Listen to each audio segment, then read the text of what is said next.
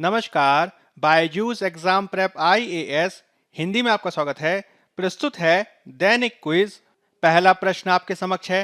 राष्ट्रीय गरिमा अभियान एक राष्ट्रीय अभियान है जिसका उद्देश्य निम्नलिखित में से क्या है? कानून का उल्लंघन करने वाले बच्चों का पुनर्वास, मानव तस्करी और दास्ता को खत्म करना, बाल श्रम का उन्मूलन एवं निवारण की मैनुअल स्केवेंजिंग का उन्मूलन। राष्ट्रीय गरिमा अभियान के संदर्भ में आपको ध्यान रखना है कि यह मैनुअल स्केवेंजिंग की गरिमा और उन्मूलन के लिए राष्ट्रीय अभियान है जिसका उद्देश्य है भारत से मैला ढोने की अमानवीय प्रथा का उन्मूलन और हाथ से मैला ढोने वालों का व्यापक पुनर्वास। मैनुअल स्केवेंजिंग का अर्थ है हाथ से मैला ढोना, जिसका तात्पर्य मानव मल को हाथ से ले जाने में लगे व्यक्ति से है। 2011 की जनगणना के संदर्भ में आपको ये ध्यान रखना है कि हमारे देश में मानव मैला ढोने के लगभग 8 लाख मामले सामने आए हैं और इसके निवारण के लिए भारत सरकार के द्वारा 1993 और 2013 में अधिनियमों को बनाया गया है। हालांकि इन प्रयासों के बावजूद अभी भी हमारे देश से मैला ढोने की कुप्रथा बनी हुई है जिसको निवारित किए जाने की आवश्यकता है। इस रूप में हमारा सही उत्तर हो जाएगा डी। आज के इंडियन एक्सप्रेस अखबार में इससे संबंधित खबर प्रकाशित हुई है जिससे ये महत्वपूर्ण हो जाता है। अगला प्रश्न आपके समक्ष है। निम्नलिखित विषयों में से कौन से समवर्ती सूची के अंतर्गत सूचीबद्ध हैं? शिक्षा, वन, सार्वजनिक स्वास्थ्य और स्वच्छता, दिव्यांगों और बेरोजगारों को राहत की, मनोरंजन पर कर सहित विलासिता की वस्तुओं पर कर। आपके विकल्प हैं केवल 1 और 2, केवल 3, 4 और 5, केवल 1, 2, 4 और 5 की 1, 2 और 4। समवर्ती सूची के संदर्भ में आप ये ध्यान रखेंगे कि भारत के संविधान ने केंद्र और राज्य सरकारों के बीच शक्तियों के विभाजन का प्रावधान किया है जिसमें 7वीं अनुसूची के तहत 3 सूचियों का प्रावधान किया गया है। इसमें संघ सूची, राज्य सूची और समवर्ती सूची महत्वपूर्ण है। जब हम बात करते हैं समवर्ती सूची की तो समवर्ती सूची में ऐसे विषयों को शामिल किया गया है जो केंद्र और राज्य सरकार दोनों को अधिकार देते हैं। इसमें तकनीकी शिक्षा, चिकित्सा शिक्षा, जनसंख्या नियंत्रण, परिवार नियोजन, आपराधिक कानून, जानवरों के प्रति क्रूरता का रोकथाम के साथ ही वन्य जीवों की सुरक्षा, वन और शिक्षा सहित विषयों को शामिल किया गया है। इसके संदर्भ में आपको ये ध्यान रखना है कि 42वें संविधान संशोधन के माध्यम से इसमें कुछ परिवर्तन भी किए गए हैं जिसमें 42वें संशोधन के माध्यम से शिक्षा, वन, जंगली जानवरों और पक्षियों की सुरक्षा, न्याय प्रशासन तथा वजन और माप जैसे विषयों को राज्य सूची से हटाकर समवर्ती सूची में लाया गया था। इस रूप में यदि हम देखें तो शिक्षा और वन जो मामले हैं वह समवर्ती सूची के अंतर्गत आते हैं और इस रूप में हमारा सही उत्तर हो जाएगा ए, केवल 1 और 2। आज के द हिंदू में इससे संबंधित खबर प्रकाशित हुई है। हाल ही में तमिलनाडु सरकार के द्वारा केंद्र सरकार पर यह आरोप लगाया गया है कि वह शिक्षा नीति में परिवर्तन के माध्यम से पाठ्यक्रम में प्रतिगामी विचारों को शामिल कर रही है जिससे शिक्षा और समवर्ती सूची का विषय महत्वपूर्ण हो जाता है। अगला प्रश्न आपके समक्ष है। निम्नलिखित कथनों पर विचार कीजिए। राज्यसभा के सदस्यों के मनोनयन का प्रावधान आयरिश संविधान से लिया गया है। राष्ट्रपति एंग्लो इंडियन समुदाय से लोकसभा के लिए 2 सदस्यों को मनोनीत कर सकते हैं। आपको बताना है कि इन कथनों में से कौन सा या से सही है या है। केवल 1, केवल 2, दोनों की कोई नहीं। भारतीय लोकतांत्रिक व्यवस्था में राज्यसभा एक उच्च सदन है जो राज्यों के प्रतिनिधित्व को अभिव्यक्त करता है। हालांकि राज्यसभा में राष्ट्रपति के द्वारा 12 लोगों को उनके योगदान और विशेषज्ञता के लिए नामित भी किया जाता है जो कला, साहित्य, विज्ञान और समाज सेवा से संबंधित होते हैं। इस नामांकन व्यवस्था को आयरलैंड के संविधान से लिया गया है।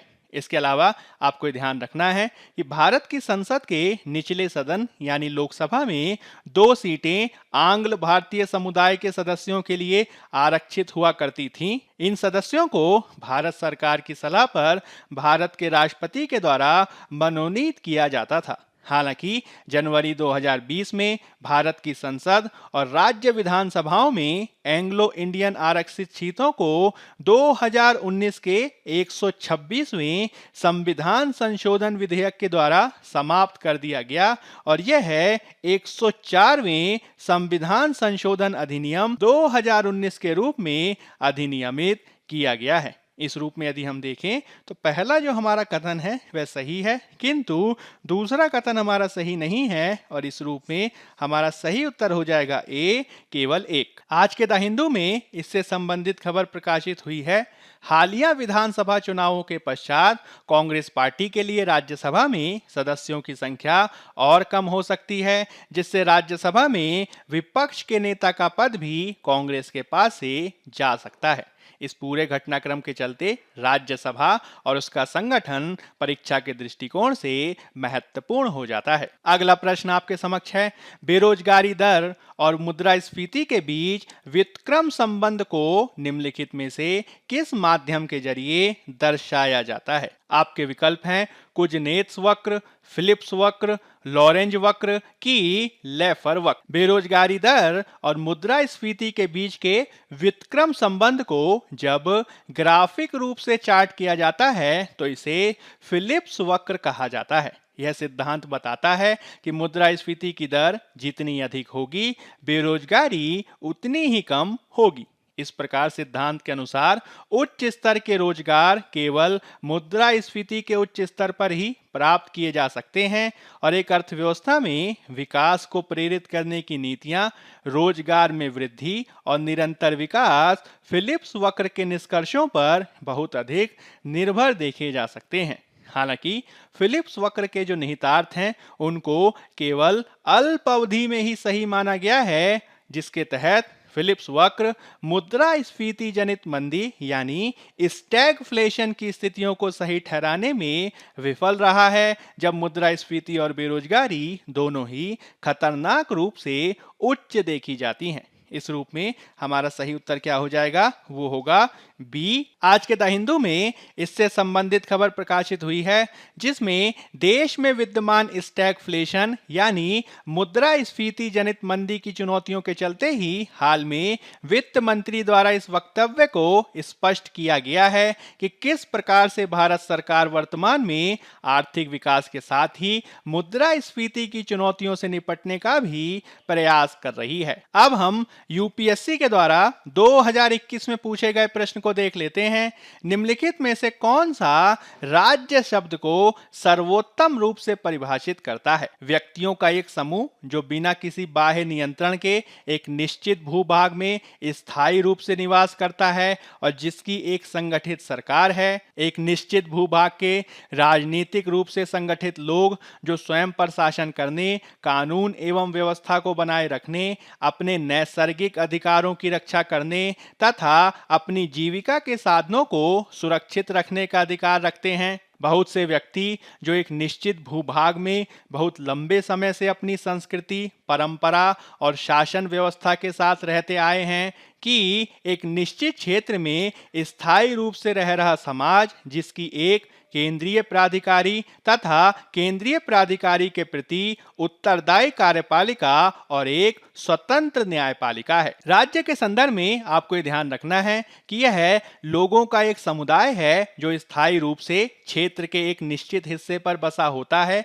बाहरी नियंत्रण से स्वतंत्र है और एक संगठित सरकार रखता है। इसके मुख्य कार्यों में कानून व्यवस्था स्थिरता बनाए रखना, कानून प्रणाली के माध्यम से विवादों को हल करना, सामान्य रक्षा प्रदान करना और लोगों के कल्याण के लिए कार्य करना होता है। इस रूप में यदि हम सही देखें तो हमारा पहला विकल्प सही है और राज्य की परिभाषा में उत्तर हो जाएगा हमारा ए। अब हम फैक्ट ऑफ द डे यानी आज के तथ्य को देख लेते हैं, जिसमें हम बात करेंगे मिसाइल की आकस्मिक फायरिंग के बारे में, जो आज के द हिंदू में प्रकाशित हुआ है। हाल ही में भारत ने यह स्वीकार किया है कि तकनीकी खराबी के कारण एक मिसाइल की आकस्मिक फायरिंग पाकिस्तान में हुई, जिसके बारे में पाकिस्तान ने दावा किया था कि वह मिसाइल पाकिस्तान के क्षेत्र में 124 किलोमीटर गहराई तक फायर हुई है। इस घटना पर खेद व्यक्त करते हुए रक्षा मंत्रालय ने कहा कि यह संतोष की बात है कि दुर्घटना के कारण किसी की जान नहीं गई और इस मामले में कोर्ट ऑफ इंक्वायरी का आदेश दे दिया गया है।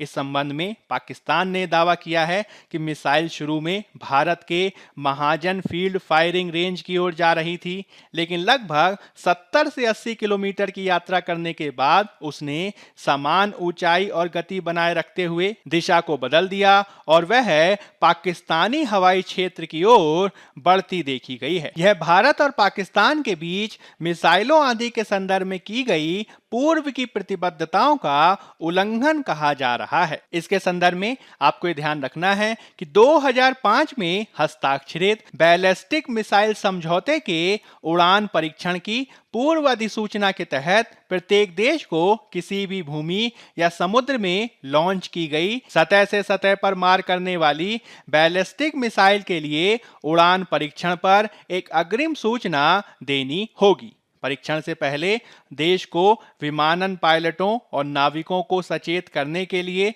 वायु मिशनों या नौवहन चेतावनी को नोटिस जारी करना चाहिए, जिसे क्रमशः नोटिस टू एयर मिशन यानी नोटेम व नेविगेशनल वार्निंग कहा जाता है। साथ ही परीक्षण करने वाले देश को यह सुनिश्चित करना चाहिए कि प्रक्षेपण स्थल अंतरराष्ट्रीय सीमा या नियंत्रण रेखा LOC के 40 किलोमीटर के भीतर नहीं है और इसका नियोजित प्रभाव क्षेत्र भी अंतरराष्ट्रीय सीमा या नियंत्रण रेखा के 75 किलोमीटर के भीतर नहीं है। इसके अतिरिक्त नियोजित प्रक्षेप वक्र अंतरराष्ट्रीय सीमा या LOC को पार नहीं करना चाहिए और इसे सीमा से कम 40 किलोमीटर की क्षैतिज दूरी को बनाए रखने की आवश्यकता है। इस प्रकार से दुर्घटनावश फायर की गई मिसाइल के चलते यह महत्वपूर्ण हो जाता है, जो आपको याद रखना है। दैनिक क्विज के आज के अंक में फिलहाल इतना ही। धन्यवाद।